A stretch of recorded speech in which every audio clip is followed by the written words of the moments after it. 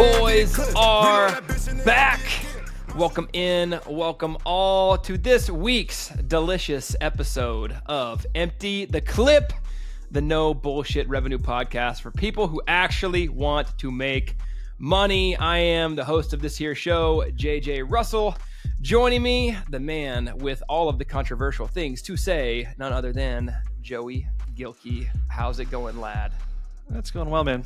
Delicious podcast is what I'm excited it's about. Scrumptious for people who enjoy pleasuring themselves with a tasty treat that is revenue production. I don't know. Fuck. Jesus, dude. All right. Well, let's rock and roll. No, I'm pumped, man. This is episode 2 of the rebrand here and the relaunch. So we'll get in our groove. For those of you who listen, we may not be in our groove yet, but you're still going to get value. So that's all you're here for. So much value. So much value. Speaking of deliciousness, I left us just a tiny little bit of room here to banter. So actually, let me tease this out real quick. We want to dive in. We want to get quick hitters. We want to hit segments that we, if you're not watching the YouTube version of this, you should. Is quick hitter what your wife calls you? Just curious. Like in the bedroom? She calls me a quick hitter than quitter. Yeah, baby. One pump chump for the win. So we want to come in, get value, get through the segments. You know exactly what to expect. If you watch the YouTube video, you will have the segments laid out for you, so you know exactly what you're going to be getting from us. 100%. But man, we're here to have fun too. We'll save that for other segments that we bring in, different types of episodes that we bring in. But I left us a little bit of room for banter on the front end here because it's the holidays, Joey. It is the holidays. I don't know exactly when this episode's going to go live. I would assume that it's sometime around the Christmas time. So I want to talk sales on the holidays, but before we do, dude, what's your absolute favorite, either Christmas or Thanksgiving meal? You are a guy who likes to eat. Thank you. I have been known to be a connoisseur of all food. My favorite dish, you mean? Like my favorite side or something? Yeah. Well, I'm a ham guy, so this Thanksgiving was hilarious. We just had a newborn. I got 2 kids, nieces and nephews. I got 4 of them. They all got strep, so they didn't come. And I was like, you know what? Fuck it. Honey baked ham has everything. And so I literally got on the site, dropped like $150,000 on or $150,000. Wow. Wait, shit, $150 doll hairs. $150 on a 9-pound ham with like 4 sides. It all just goes in the oven at the same time. It all just comes out roughly at the same time. And dude, I can't see past $150,000 at honey baked ham. That's some Floyd Mayweather shit. You walk up in there, you drop a sack of cash on the counter, and you say, "I want $150,000." I want my shit wrapped in gold foil. Well, so I would say ham over turkey all day. My favorite side though is probably my wife's side of the family makes this thing called super potatoes, which is like it's like all the calories, but it's basically like hash browns with cheese and sour cream and cream cheese, and it's got like corn flakes toasted on top. It's basically it's a fat kid snack. It's a fat kid snack. Yeah.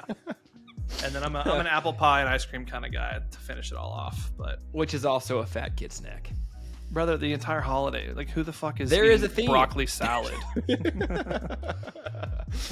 All right, so holidays, there's food, there's friendship, there's firearms. That could be football. A podcast. Football. How about sales? Sales in the holidays in 60 seconds. When everyone is tempted to lay down and give up, should you sell on the holidays? Of course. I mean, dude, like people buy. The whole buyer pyramid is the same no matter what time of year it is. There's always 3% that's buying. And so find the buyers. And if you're in between finding the buyers and if things are slower, realize everybody has the same mentality going into the holiday of it's slow, no one's making decisions. Yeah, let's circle back in January. Yeah, I get that shit. But like everyone has this mentality of like, oh, we'll just kind of like check out, And it's like, but that's also when less people are calling.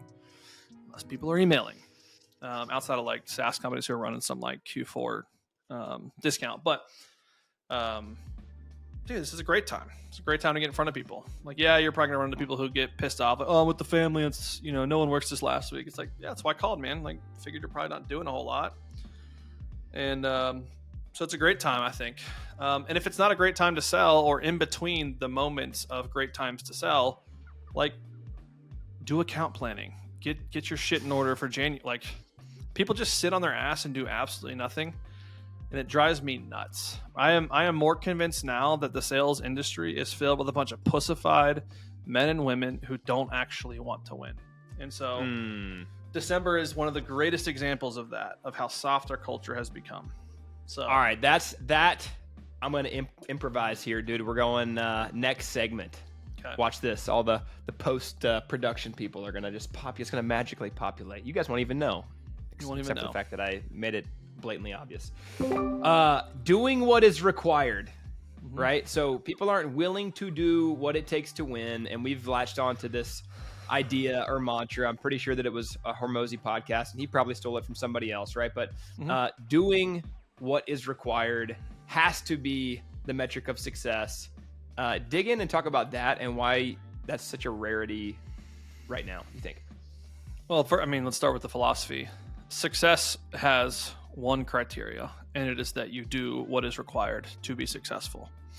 Most people know what is required, they just choose not to do it. Some people don't know what is required, and they choose not to figure it out. Some people don't know what's required, and they go ask people and try to figure out what is required. But nonetheless, there is a requirement for your success. And if you don't do what is required, most people know what that is. I don't have to tell you guys. You probably know what is required to be successful. If you don't do what is required, you cannot have success. And so why do people do that? One is because I think that we've created a culture of extreme cotton soft individuals where it's widely acceptable. And we have taken good things and perverted it, right? We have taken mental health, which is a good thing to preserve, and we have perverted it into something that is soft. Mental health is looked at as, how do I become more comfortable? Yep. How do I make things less hard? Right? That is what mental health has turned into, as opposed to developing a mental framework and a mental fortitude that is only created through doing hard shit, doing what is required. And so we're in a market now where we don't force people to do what's required, and we allow mediocrity to be pervasive throughout our organizations, and we wonder why we don't hit our number. Yeah.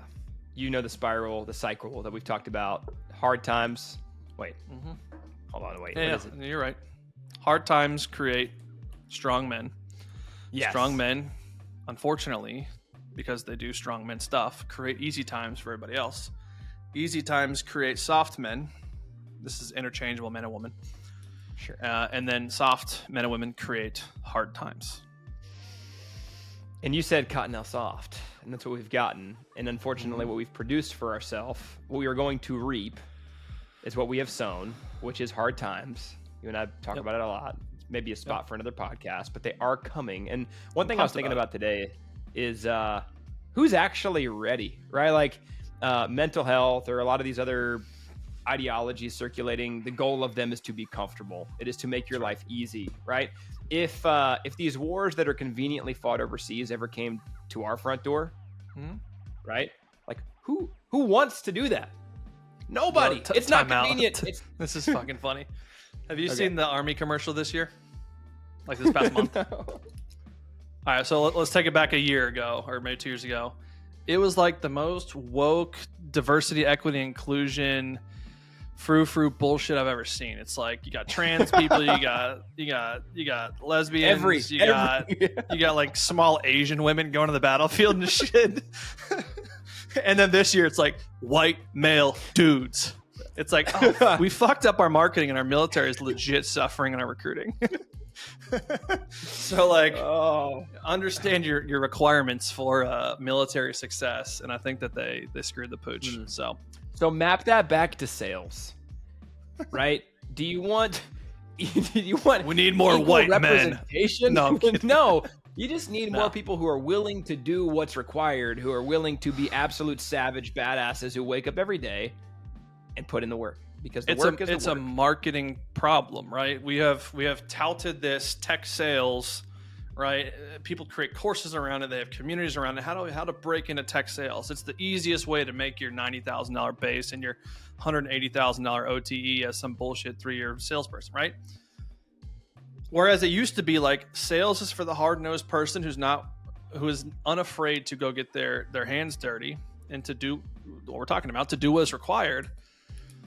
We've gotten away from the marketing of what is required for sales success. And we have made it this softer version of it where it's like a good place to make a pretty good living. And, COVID, having all the money injected into the market, inflated everybody's pockets, which made people think they could just spend money frivolously to go attract, quote unquote, attract talent.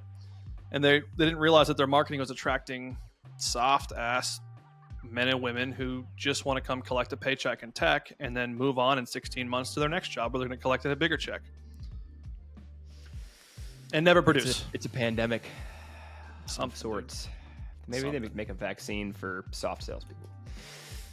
All right. Yes. Yes. Let's turn the corner here. Okay. And talk about telemarketing. Okay. So this phrase, I don't know where it necessarily started. Call it the 70s or the 80s. I don't know, right? But it feels a little bit outdated. It feels a little bit gross. It feels a little bit frowned upon. It feels in the world of all of the sales enablement tools and all the frou-frou ways you could go after people to be a telemarketer, right? It just feels kind of less than. It doesn't feel very strategic. What we do is essentially telemarketing. Yeah. In an incredibly badass way. And so what I want to dig into is this new term that you are trademarking, hopefully. This podcast brought to you by Zen. I love it. Hashtag not a sponsor, but they can be. All right. This idea you are trademarking, or this term you are coining, conversational advertising, which is essentially a modern day version of telemarketing the way that it needs to be done. Dig into it. What is it? Why does it work? It is the fundamentals at scale, as we like to say internally. So telemarketing has gotten a bad rap because, just like everything, you inject technology which drops quality of labor. And telemarketing had morphed in the 90s and the 2000s into basically call center mass blast bullshit, right? Yep. What we're talking about with conversational advertising is, I guess, a version of that, right? We're going to market or on the phone, but it's entirely based around like legitimate philosophy and thought.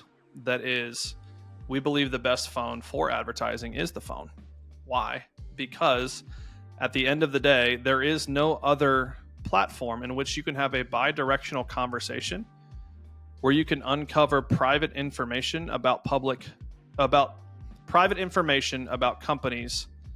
that are public, right? Not just publicly traded, but just public companies where you can get public data. The only place you can really truly get bi-directional conversation driven, what am I trying to say? Intelligence, insights. Intelligence, intent, information, intrigue, etc. So it's the 4 I's we'll talk about in a minute. The only way you can do that is through the phone, talking to someone. Now, the challenge is we have bastardized the phone by pushing this North Star metric of meetings as the most important thing. Is why we say meetings don't matter, is because at the end of the day, they don't matter. What matters is that the phone uncovers information and intelligence and intrigue and intent in the marketplace that you cannot find anywhere else. Right? You can go to 6 Sense and you can identify if someone went to some fucking retarded blog that triggers intent about some account, right? Maybe some peon, marketing coordinator who all they do is run social media for Twitter for a big enterprise might have went to a blog about Apollo.io and sales engagement tools, and now all of a sudden they're flagging for intent at the enterprise that you're trying to break into. It's like they're not a decision maker. They will never be a decision maker. That's not intent. They're researching something online, and you don't know if it's mass, right? And there's ways around this. It can be higher quality, but the phone you can talk to. Can I jump in here real quick? Yeah, it's like the client that we have right now who told me they were going to send me an intent-based list, and I said, "Sure, I knew better, but I figured I'd send it to me anyways." Yep. We were targeting ops directors and a couple of different ops titles. Bro, what came through was canine handler. It was parking lot custodian. Bro, it's insane, man. It is legitimately insane. I would love to do this. We should do this. We should get one of our clients who has 6 cents, because I would never buy that shit. Have them pull down your highest quality intent, and then let us go build a separate list based on no intent, and then see what comes out the bottom end. It gonna be outsized returns on our side. So let's get back to this question. So what is different about conversational advertising? We have a unique proprietary approach to know who picks up the phone. That is phone ready leads.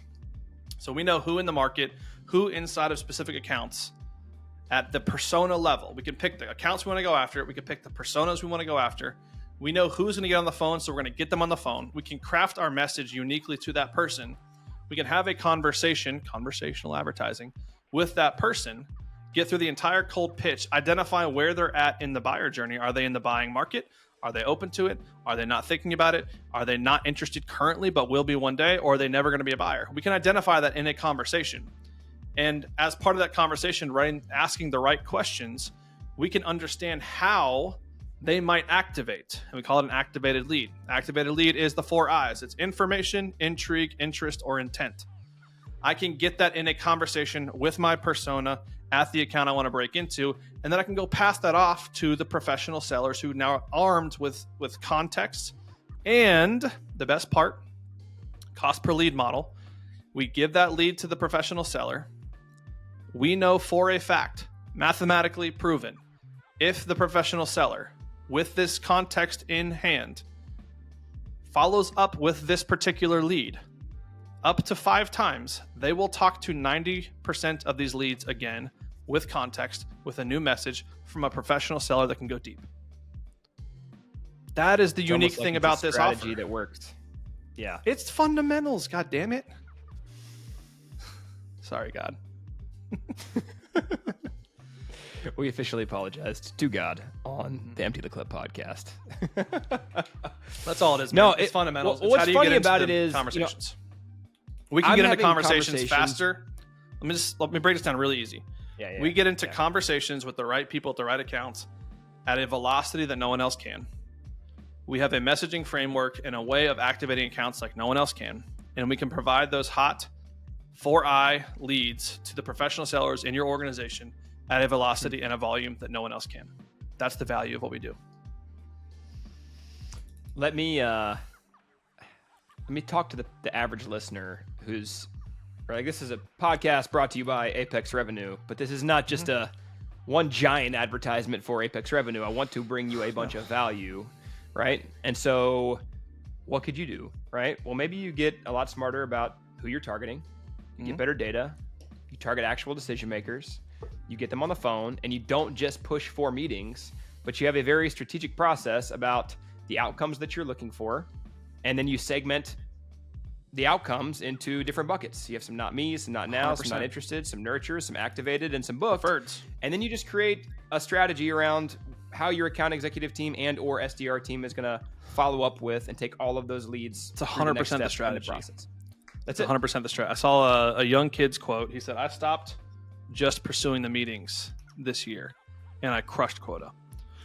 And that's the whole ethos of this model. Is a lot of us, in the way that I explain it, is when you step over the 30% that aren't thinking about it, the 30% that don't currently think they need it, but they probably will eventually, and the 6 to 7% that are open to it. Thank you, Chet Holmes, for putting this entire thing together. Right? When you step over those $100 bills to pick up the singles in the 3% buying market, you are missing out on 67% of the market that is a potential opportunity for you in the near future and the long-term future. You can be building a pipeline forever, but you're choosing not to, and you're just going after the scarce part of the market that is a commodity that everyone else is fighting over. So you could put a shit ton of work into building that for yourself, and you could probably have some success. You're going to have more success than you are right now. Or you could just call us at Apex Revenue. Perfect spot for an ad drop. Bang. And we're back. All right. Joey, spring let's come up for a breath of air here, man. I feel like we've been down in the depths of deep strategic thinking and using profanities that God is not fond of. He's upset at you right now. He told me. Yes. What is you've done a lot of things in your sales career, right? You've been a cold caller. You've been on the side of the phone. You've been making some dials, working for people that are less smart than you. What count based? Spam your TAM. I've done it all. You've done it all. What's the worst cold call you've ever made? Fucking every day. Bro, I get bodied every time I get on the phone, and that's the beautiful thing is I'm unemotional about it. Our whole team can be pretty, well, not all of them, but most of the team is pretty unemotional about getting bodied. You're going to, right? I mean, if you don't get a get fucked or fuck you, or I don't take cold calls, don't ever call me again, at least once a day, like you're just not making enough dials. I can't even tell you the worst. I mean, they've all been bad, to some degree, but that's the beautiful thing about segmenting the market is just because I get bodied by one, I'm going to pick up the phone, the next one, and go find the next segmented person that I can follow up with into eternity. I'll give you two anecdotes from my end, and this was not scripted. I just thought about them. So beautiful. One is I have a client who is a founder-based seller. A lot of our clients have sales teams. By the way, for those of you listening, I run fractional outbound sales leadership for our clients. So, woo. And you're a monster at it. I am a monster at it. We've got some clients who have entire sales teams, and we run their outbound portion. We have others who are founder-based sellers, not necessarily ideal because they're not going to run the follow-up the way that we want them to. So I had one who was like, dude, I just can't follow up on these leads. They're not high enough priority. I don't have enough time. I'm like, dude, just take 30 minutes a day and call 5 of them. You're going to talk to 2. It's not super hard. So that day, I'm like, you tell you what, I'm the 3 leads that you just looked over. Which space is this in? Don't name the client. This is in the digital marketing space. Okay, classic. Yeah, classic for sure. Keyboard clickers. Still worried about like building their own ads and shit. Enjoy your funnel. I take one of these leads in particular, high priority account, and I'm like, dude, I'm getting this person on the phone today. So I call them 3 times from my personal cell over the course of like 6 hours, and finally this person picks up, and they were like, "Who are you?" I'm like, I do like a little intro. I had to remember that I was actually calling from my client's company, and definitely burned the brand there. You can have that happen. They were like, 3 times in one day is aggressive. And then they dog cussed me, and they told me to never call them again. So that was one. What's funny is you call them in 2 weeks, and they'll forget. Be in a different mood. Yeah. The other one was yesterday. And leverage that. Leverage that, dude. Oh, I will. Like, hey, dude, listen, man. I'm the guy who called you 3 times in one day. I get it. That was aggressive. I've given you a 2-week, break. Here's why I called. And then you go in your pitch. It was an old lady, and she was scary. I don't know if I want to call her back. All right, classic. The other one, I called this 70-year-old guy, and 3 minutes into the conversation, we're talking about guns, ammunition, and cryptocurrency. Beautiful. Did you get it further activated, or? He said there's no way we're ever working together in 60 seconds into the conversation. And after we talked about crypto for like 15 minutes, he's like, I'll tell you what, you seem like a pretty smart guy. Like, let's see if we can't make something happen. So what I love about you, and not every one of our VPs do this, although it's becoming common practice, is you'll just get on and prove it to the client. It's not rockets. This is fundamentals at scale is what we do best. You build the list, you call the list, you follow up with the list. That's it, right? That's what Ryan Reisert's been touting. That's what's been touted. Ryan Reiser heard that from someone who heard that from someone. And guess who we heard it from? People who've been successful in sales, people who've done what's required. What is required is you build the list, a good one. You call the list, you segment it, you follow up. That's it. Bam. That's the revenue podcast right there. That's it. That's how you, if you don't listen to their episode and you just do that, you're pretty much going to get the whole entire breakdown of what every segment in this podcast will ever be about. So what's funny is I thought about that after episode 1.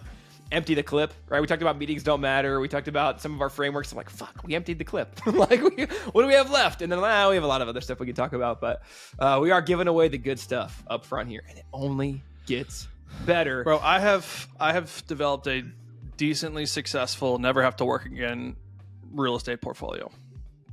Right? This is a purpose, by the way. Subtle flex. Not a flex. No, it is. It is a flex. Come on. I have done as required. But I have heard the same advice probably 1,000 times, and it didn't click for me until I heard it for the 1,001 time. Right? And so for some people who are listening, it's like, oh yeah, I just call the list. It's like, yeah, but you're listening to this podcast because you're not where you want to be yet. So go do the thing.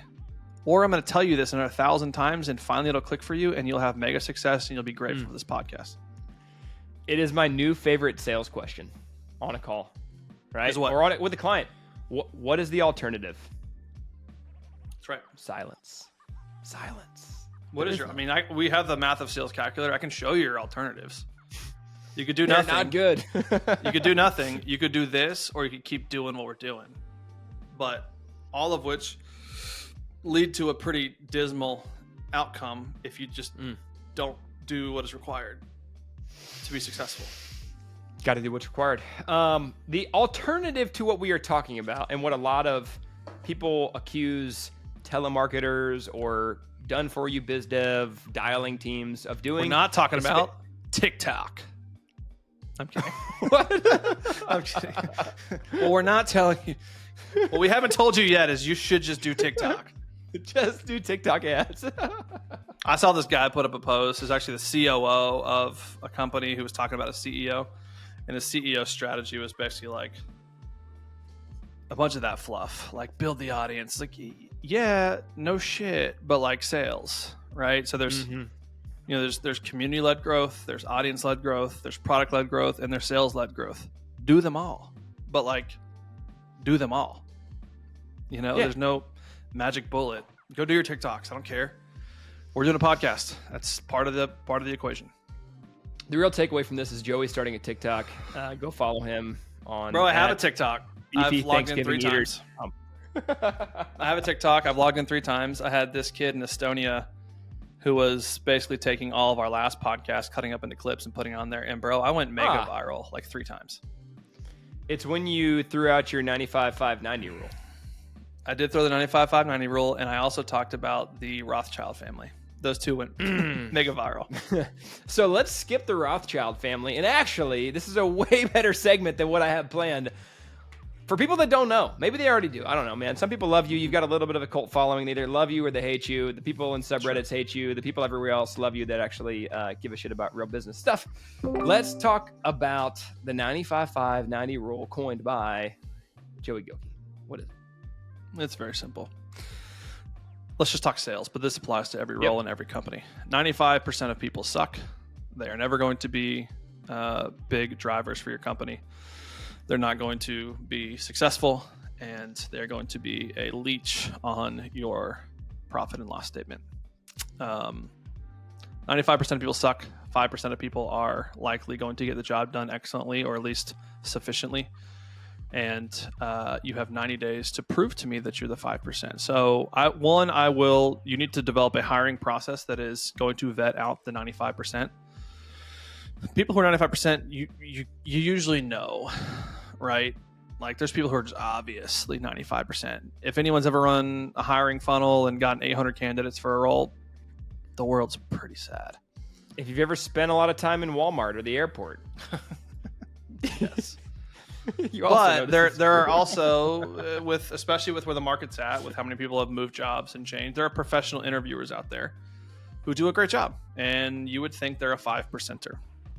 Unfortunately, not all people who are perceived to be 5%ers are 5%ers, 5% performers. In my book, and 90 days is not like I give you 90 days and then I make a decision. It's you have up to 90 days to prove to me which one you are. I assume you're a 5%er. If you don't let me down, great. You're a 5%er, more than likely. If you do let me down, I've got criteria at 30, 60, and 90 days, sometimes 30 minutes. I will know pretty quickly if you are who you say you are, and professional interviewer or not, you will come to light by the way that I develop our culture and the way that our culture has developed our culture. And so 95% of people suck. 5% of people are probably excellent and sufficient for the job. 90 days or less to prove to me that you are that. All right, let's bring this back to the phone and dial teams. We've got some of the baddest dialers in the game. I really do. Dude, what's their all-in comp going to look like for the top few inside of Apex right now? For an SDR, 144,000. How are you going to compete with us if we are paying our SDRs 144 grand a year? You can't. You're literally, maybe you can. I don't know, but it's going to be very difficult. Good luck. Good luck. And we don't have churn. People don't quit our organization as an SDR because, one, they get to use phone-ready leads, which is a magical superpower for all SDRs. Once they taste what it's like to use phone-ready leads when they're on the phones, they literally will say, I cannot go anywhere else that doesn't have phone-ready leads. All because I have shut phone-ready leads off from the market predominantly. Their opportunities to go find phone-ready leads elsewhere is slim to none. Second, we have the best training in the game. I don't say this lightly, but Justin Middleton and Ryan Reiser are the greatest cold callers I've ever seen by like a multiple. And you get trained by them on the hourly basis, like literally hours a day. And then third, we build a comp plan that you make more money than some AEs, most AEs in the marketplace. Talk about that comp plan, Joey, and how it maps back to what we talked about earlier, which is meetings can't be the North Star metric. We comp our people differently. Most organizations build their comp plans around meetings, their quotas around meetings, they hire and fire around meetings. They have this arbitrary number of 8, 12, 15 meetings is your quota. You need to hit that every month, blah, blah, blah. Some people will go a step further and say, oh, it only counts if they show up to the meeting and they're qualified. Well, that's not the SDR's job, dude. Like, you're building a metric and a criteria for success that's just not that successful. Case in point, there's plenty of people who hit their meeting quotas, but the company doesn't hit their revenue quotas. So the misalignment is quite obvious. Our comp model is pretty simple. I give a base salary that's decent, $48,000. That can go up in time. And I comp people not based off of meetings, not based off of activated leads, but based off of segmenting the market. And so we base everything around a completion. You get a list, you dial the list, you get the person you intended at the account that we want to break into all the way through an entire cold pitch, and you tell me what segment they're in. Some of those will book. Great. I comp that the same as some will activate. I comp that the same as some are referred. I comp that the same as, no, fuck you. I don't like this. This is not for us. We're not interested. Thank you for your cold pitch. Don't call me again. I pay $10 for every completion. Completion again. Person we intended, account we want to break into, all the way through cold pitch, segmented to where they're at in the market. Because I care more about knowing where the market's at, knowing where the segments are at, than I do about meetings. Because meetings is a short-term metric that is only attacking 3% of the market. I want to know where the rest of the market's at, and I'm willing to pay for that. So I will pay $10 for a meeting. I will pay $10 for a no, not interested. I don't care. I want to know where they're at. And so that's beautiful for an SDR because they're not getting meetings shoved down their throat of hit your quota. You got 2 days left in Q3 to hit your quota. They're not feeling this weird pressure of like, I can force a meeting, but like they may not show up. They may not be qualified. I don't know. No, it's if you get a 60% completion rate or 70% completion rate, which means you're pretty good at your intros, you're pretty good at your pitch, you get them through, you get information, you get out. That's a beautiful setup for an SDR because they don't feel that extreme pressure. Their pressure comes elsewhere, which is we expect them to go pretty aggressively to segment the market, but they get paid the same no matter what. $48,000 base, $10 per completion. We have guys like Sam and Rye on our team who are hitting 185 completions per week. That means they're making an extra nearly $2,000 on top of their $48,000 per week. So Sam or Rye, if there's 4 weeks, 5 weeks in the month, they're going to make an extra $8,000 to $10,000 on top of their $4,000 base. That's how you get to $144,000, and they do it like clockwork. Yeah, it's amazing. Speaking of those two individuals specifically, and then giving more of a framework, right, for how we comp our SDRs and why we think about it that way, apply the 95-5-90 rule to the SDR role specifically. As you're looking for these 5%ers, you're giving them a 90-day runway to prove that out. What specifically should people be looking for? And in basically, like, what's the sniff test? How do you actually prove that over the course of a few months? Do they take the list? Do they dial it? Do they follow up on it? It's so simple. And are they coachable? Do they have the mindset? Can they, like it's, I'll be straight up. Like Sam's a savage. The dude is powered by Zen. The dude's an ex-lacrosse player. He coaches lacrosse up in, I believe it's Baltimore or somewhere in that area. The dude is able to get 185 completions like clockwork every single week. If you're able to do that, we have created an environment for you to thrive. And so that's what I look for is, I'll give you our hiring process. So here comes the behind the curtains. The secret sauce. Our hiring process is this. You don't apply. you cold call us. We tell you to cold call us. We tell you who to cold call. You go find their number. You cold call them. You follow up. You get Justin on the phone. Justin is happy to have the conversation with you. He's always looking for talent. You might be a professional interviewer. You might not be. It doesn't matter. He's going to have a conversation with you. You're going to tell him all the things you want to hear. And no matter how well the call goes, he goes, I'm just not feeling it, man. And he waits to see how you respond. And if you're like, well, what's up? Why? What are you not feeling? I don't know, man. I don't know if you have what it takes. And if they go, no, let me prove it to you. Boom. That's their entry point into the next step. The next step for us is a trial by fire. It's a 60-minute session. Sometimes it's just one-on-one with Justin. Sometimes it's 1-on-3. I think he had a 1-on-3 today. Where 3 reps come in. We do a call blitz. We log them into call blitz. We give them the dialer. We give them a list. We teach them a message. We show them. They do it. They call on the list. They get comfortable with the messaging. They get comfortable with the list. They start talking. Boom. The moment they're comfortable, we change the list. We change the message. Then they go to the next one. Hold on, wait, Joey. You mean what? If you're interviewing an SDR, you should actually ask them to perform that job? Yes. We'll pay you. To evaluate them? Oh, man. Do you pay them for that day? Mm-hmm.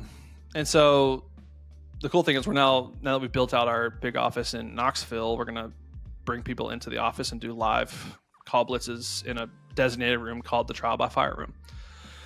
And then I go in there, and some people fold like a cheap lawn chair. Professional interviewer folding like a cheap lawn chair. I'll know in 10 minutes, hey man, Jimmy is great. Still think it's a good fit. It's great. I love that type of mentality. The secret sauce. Trial by fire, and then after that they go to work, and then they come in. They're being evaluated, but they're put on some lower accounts. They're put on Apex as an account. We treat Apex like we're our best account, and so they work us. They get put on bigger, better accounts, and they make the money. And so, legit. we don't have churn. We don't fire hardly ever, because we have that process. And it churns out it spits out the best types of SDRs we want. And you can go to war when you're equipped, when you're powered by phone ready leads. You have the training that we have, and you have the reps that have the mentality to do what we ask them to do.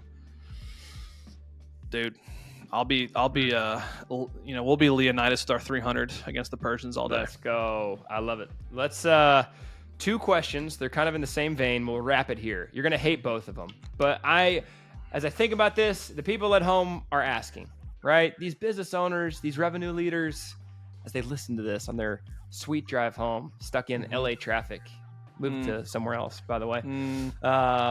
They're wondering, Joey, yeah, but what? Yes. What call technology should I be using, Joey? So 1, you can crap on them, and 2, let's give them a legitimate answer so that they can just go solve this problem for themselves. Well, there's like the obvious of like get phone ready leads, but that's not necessarily accessible to everybody. It's not a technology. It's literally just math and stuff and scoring a list. But outside of that, you have a couple options. You pick up your cell phone. You call them from the cell phone. You use a dialer, call it a HubSpot or something that has a built-in dialer. It's a shitty one, but it's, you're going to be given a couple numbers. You can call from those. You can be given a power dialer, which allows you to power through dials one by one. And you can use a parallel dialer, which is, or a predictive dialer, which allows you to call 3, 5, 10 people at a time. None of them are right. None of them are wrong necessarily, right? You have to take a couple things into account. One, what is your connect rate? If your connect rate sucks, well, you only have a couple options. Get better, cleaner data, use PRL, or use a parallel dialer. A parallel dialer is going to get your 2 to 4% connect rate, but you're going to rip through 5, 10 dials at a time.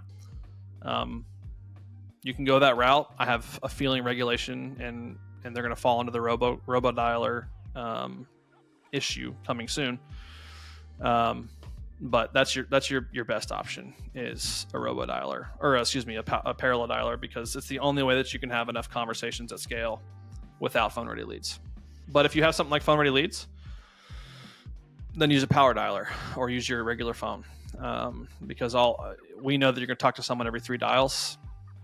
You might get into roughly the same amount of conversations in a parallel dialer, but you'll have burned through a lot more contacts. You'll burn through a lot more phone numbers. You'll get a lot more spam likely in your phone, and you'll still suffer with a 2 to 4% connect rate. In all of this, as people are trying to make, I made the title of this episode, the phone, your number one sales and marketing tool. How do you avoid everybody's worried about being spam, right? We don't want to be spam. We don't want to spam our TAM, right? Yeah. A lot of the things that you're talking about are a much more targeted approach, right? So maybe it is just like, don't use a multi-dialer. But are there any other strategies you would point people towards or mindset frameworks that you'd point people towards to avoid being spammy?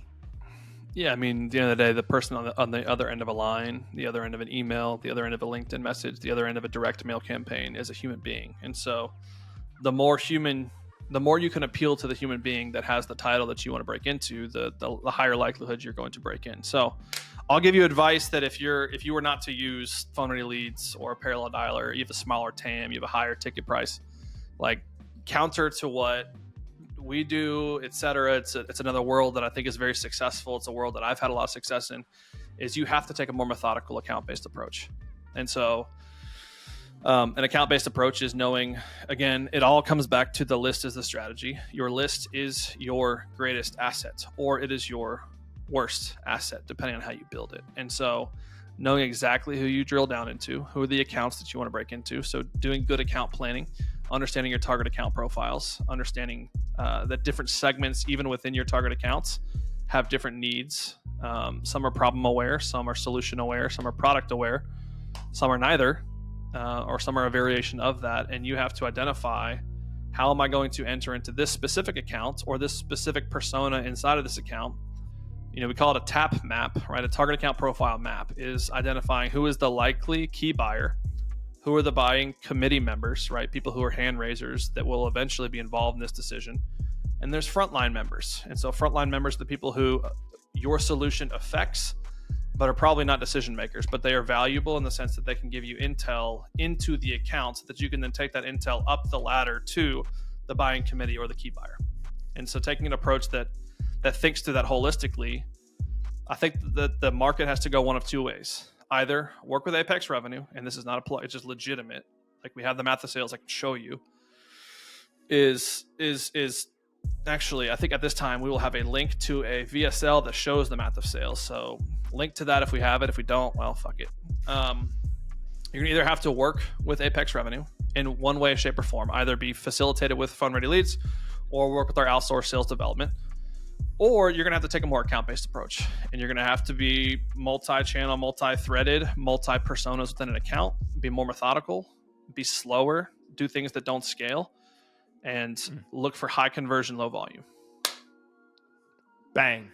There's your playbook right there. All right, sick. Well, we'll be here. Can I add to that? I'll add value. How about this? Top down, middle out, bottom up. Okay? Top down. Not taking your shirt off, chill out, gentlemen. Top down is go to your buyer, right? Who do you think your key buyer is? Start there. It's the CEO in most cases, right? I always want to start with the CEO. I don't care if it's Coca-Cola or whatever. Or calling Bob, what's his face over at Disney? Who, by the way, Disney is melting right now. I know, dude. It's just. I heard an amazing podcast breaking down why they're melting. We can talk about that later. But yeah, dude, it's starting top down. If he's not the decision maker or he wants to push you down to the buying committee, he will. He'll refer you down. If he refers you down, you have a higher likelihood of getting into the buying committee. If you can't get to him, then go buying committee. Who are my players, right? If it's not CEO, is it maybe CRO, CMO, CTO, CIO, CISO, whatever it might be? Whoever that person is, then start working those people, right? Start threading them in together with communication. And if you can't go there, then go to the bottom. Go to the frontline members. Go to the sales reps. Go to the marketers. Go to the tech people who are going to be affected by what you do. Get information and leverage that information to go back up to the top, and go top down again. Go middle out, buyer committee out, and then wash, rinse, repeat. Bang. Bang. Revenue podcast. One that actually does stuff that works. Yep. I love Bang. Ryan Reister's book. Ryan Reister's book's like Outbound Sales, No Fluff.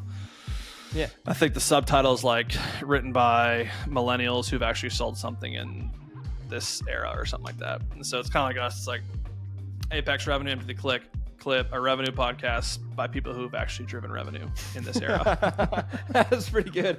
Maybe we change the title there. That's so right. for those of you listening, you'll have to pay attention to the evolution of the title of this podcast. We appreciate you joining us. It is only getting better. I feel like we added a ton of value this week, but That's great. Like you said, we're still catching our groove. Find us here, same place, same time, every week for the weekly release of the Empty the Clip podcast. Rate, review, subscribe. We appreciate you. Thanks for giving us your time. Joey, until next week. Later, homie. Peace. Peace. Pull up and empty the clip.